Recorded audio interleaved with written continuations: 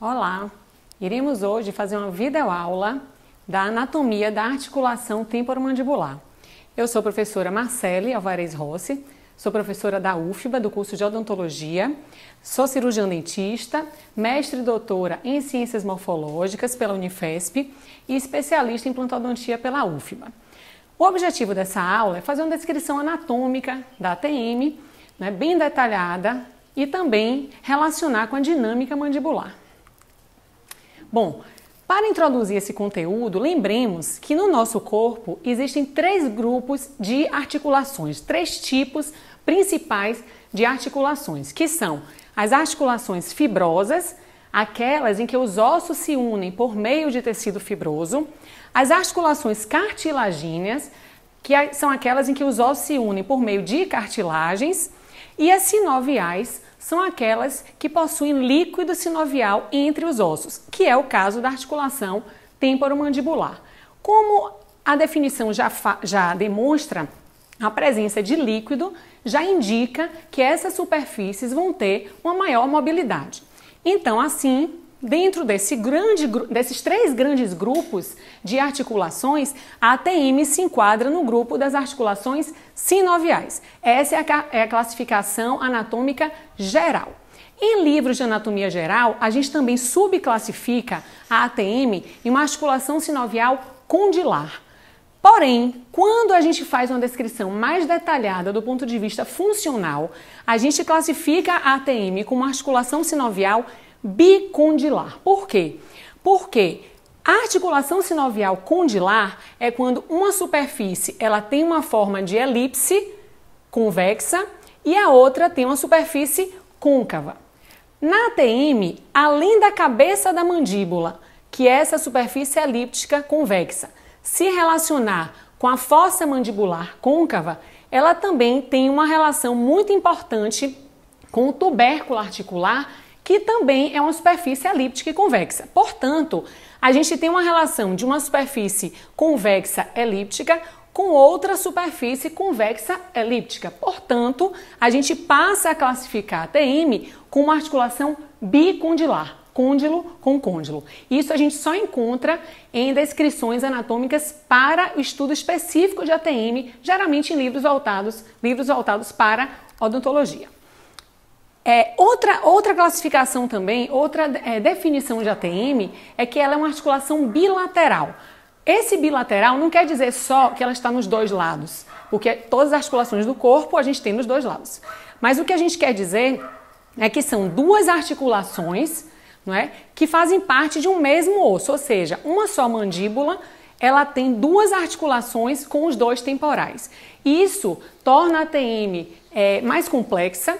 Isso é uma característica inerente à ATM, porque vai ser um único osso com essas duas articulações e tendo ainda no meio disso tudo a oclusão dental. Quando a gente estuda uma articulação sinovial, a primeira coisa que a gente tem que identificar é quais são as superfícies articulares dessa articulação sinovial. Na ATM, as superfícies articulares são cabeça da mandíbula, fossa mandibular e tubérculo articular. Esses são os termos anatômicos atualizados. A cabeça da mandíbula faz parte do processo condilar da mandíbula, mas a superfície é apenas cabeça da mandíbula. Fossa mandibular é essa fossa do temporal e o tubérculo articular, que antigamente era chamado de eminência articular, hoje a gente chama de tubérculo articular. Então esses são os termos atualizados das superfícies articulares da ATM. Em relação à cabeça da mandíbula, detalhando essa superfície, observem que ela é uma superfície elíptica que, portanto, tem esses polos mais salientes, lateral e medial, que são importantes para a fixação do disco articular. A gente vai ver isso quando falar do disco. Contornando a cabeça da mandíbula, a gente tem uma superfície mais estreita, uma circunferência, que contorna, que circunda a cabeça da mandíbula, que é o colo anatômico da cabeça da mandíbula.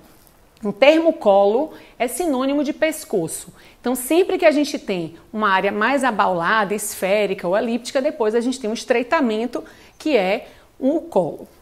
O colo também é importante para a fixação da cápsula articular. Do lado do temporal, as superfícies articulares são a fossa mandibular e o tubérculo articular. Até onde essa superfície se estende? A fossa mandibular, ela vai terminar em uma fissura chamada fissura petrotimpânica, que limita essa superfície já com a parte timpânica do osso temporal. Vejam a proximidade com o meato acústico externo, tá? Então tem essa fissura aqui. Aí temos aqui toda a fossa e aqui temos o tubérculo. O tubérculo articular, ele parece um V, porque ele tem tanto essa vertente posterior, que está voltada para a fossa, como tem essa vertente anterior, voltada para a superfície infratemporal do crânio. Então, tudo isso aqui é o tubérculo articular. Antes se achava que a cabeça da mandíbula ela só deslizaria até o topo desse tubérculo. Hoje se sabe, né, com as ressonâncias, com a evolução das imagens, imagens dinâmicas inclusive, a gente observa que a cabeça da mandíbula ela pode sim excursionar além desse topo, chegando até a superfície infratemporal, sem necessariamente representar uma luxação. A luxação vai depender muito mais das condições musculares e ligamentares do que desse limite ósseo. Aqui nós temos um esquema, né? Essa imagem ela foi trabalhada em que a gente fez um esquema mostrando, né, querendo representar o movimento de translação da cabeça da mandíbula, exatamente para evidenciar a relação da cabeça da mandíbula com a fossa mandibular e o tubérculo articular. Vejam que a cabeça da mandíbula, quando ela está em translação, ela pode ultrapassar o tubérculo articular, ultrapassar esse topo do tubérculo articular, chegando até a sua superfície infratemporal, que é essa sua vertente anterior. Isso não necessariamente representa uma luxação. Aqui no retorno, no caso do fechamento ou no caso da retrusão mandibular, então a gente observa que há uma relação funcional muito importante com o tubérculo articular. Bom, agora que a gente já definiu bem as superfícies articulares da ATM, vamos falar dos outros elementos que estão presentes nessa articulação. Em todas as articulações sinoviais, as superfícies articulares são revestidas por cartilagem articular.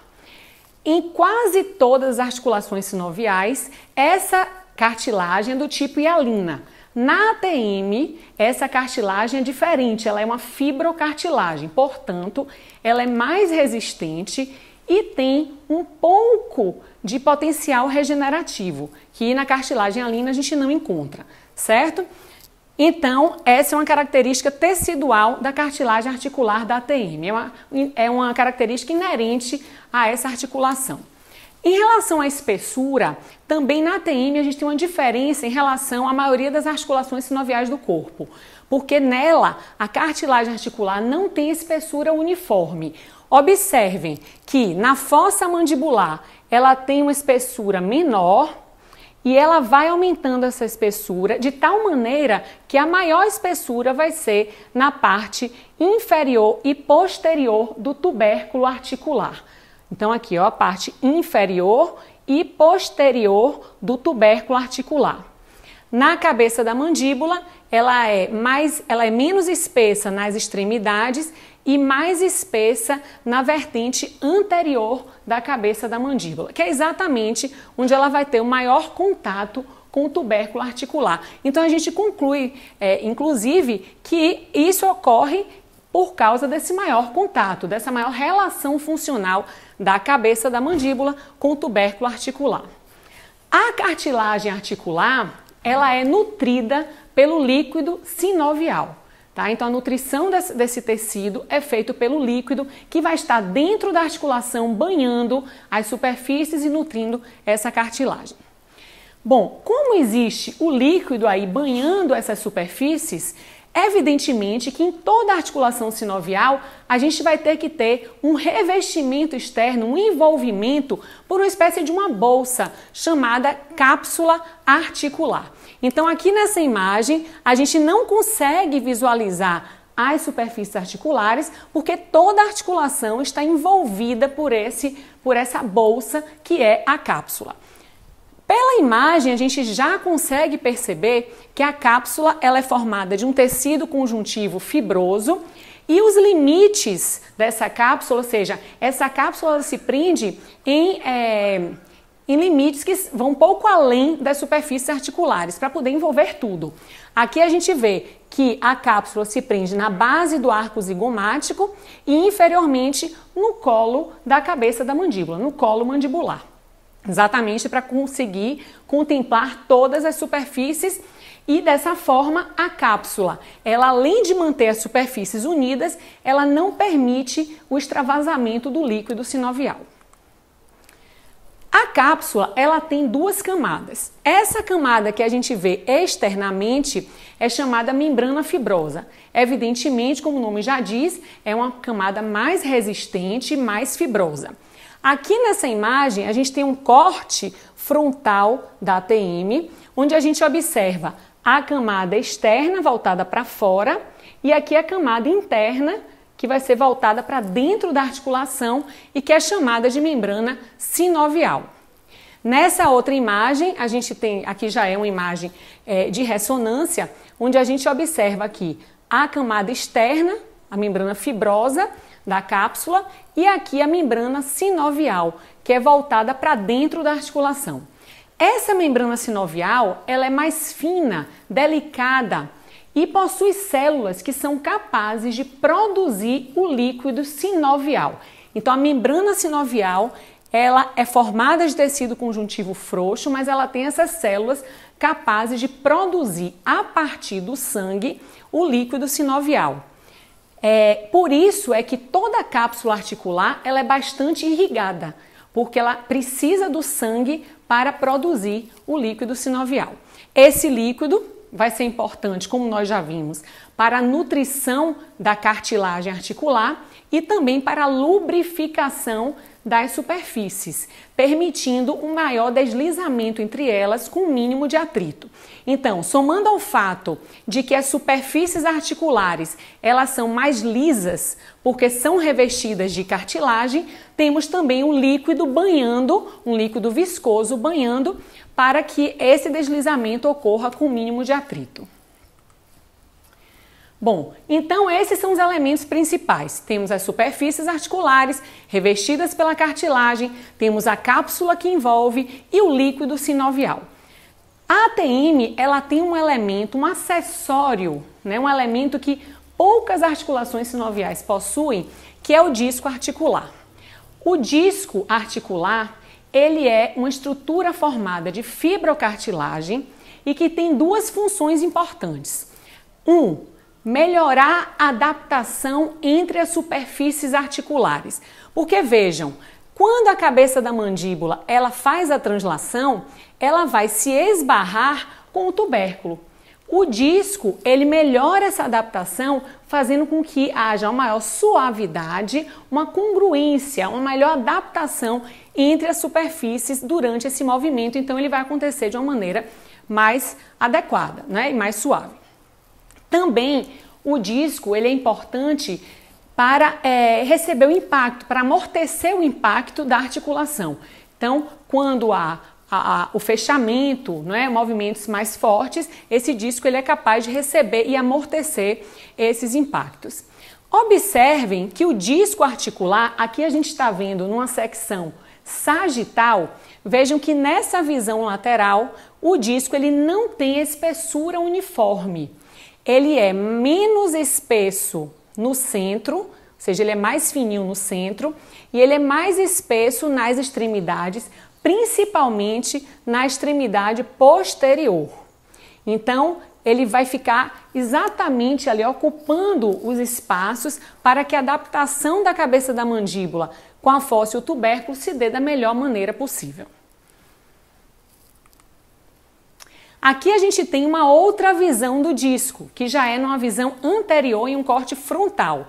Então vejam aqui o disco preso nos polos da cabeça da mandíbula, é assim que se dá a sua fixação lateral, tá? Mas quando a gente olha numa secção sagital novamente, veja que ele também vai se prender na própria cápsula, tá? Então ele vai se prender na cápsula, nos polos, e como na região anterior aqui à cápsula já está se inserindo o tendão do pterigóide lateral, as fibras do pterigóide lateral também vão entrar aqui e ajudar na fixação desse disco. Então, olha só, aqui nessa imagem a cápsula foi removida e a gente observa o tendão do temporal adentrando a articulação, porque ele se mistura com a cápsula e ele reforça a cápsula, inclusive, e aqui ele vai também participar da fixação do disco. Então, o disco vai estar preso aqui na cápsula e no músculo, preso aqui atrás na cápsula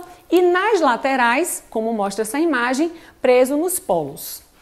Observem que com essa fixação na cápsula e nos polos, o disco ele divide a cavidade articular em dois compartimentos independentes. Então o disco ele vai formar realmente um andar, ele vai formar um piso no meio da articulação, separando essa articulação em dois andares, em dois compartimentos que não se comunicam, tá? Então aqui, voltando para essa imagem e essa também, observem como ele se prende aqui nos polos, ele vai delimitar um compartimento acima dele e aqui um compartimento abaixo dele. Compartimento superior, compartimento inferior. Numa secção sagital, a gente vê que isso também é demonstrado. Aqui a fixação do disco, compartimento superior e compartimento inferior. Observe que não há comunicação. O líquido do compartimento superior não vai se comunicar com o líquido do compartimento inferior. Evidentemente que o maior volume do líquido vai ser no compartimento superior, porque o compartimento superior abrange toda essa área da fossa mandibular e do tubérculo articular, certo? Então, em algumas imagens parece que não, mas o compartimento superior ele é mais amplo e possui um maior volume de líquido sinovial.